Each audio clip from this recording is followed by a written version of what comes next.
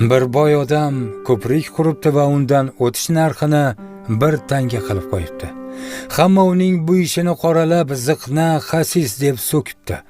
Bir kuni dunyodan ketish oldi boy odam o'g'lini oldiga chaqirib shunday vasiyat qilibdi: "O'g'lim, odamlar meni butun umr yomon nom bilan atashdi.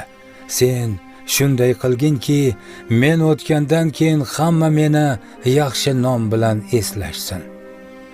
O'g'il esa otasidan keyin ko'prikdan o'tib qo'yish narxini 3 tanga qilib qo'ydi.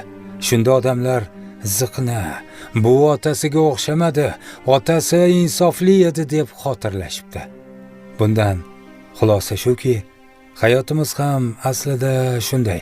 Kimningdir qadrini yomonlarni ko'rgandan keyingina anglab yetamiz. E'tiboringiz uchun rahmat. Salomat bo'ling.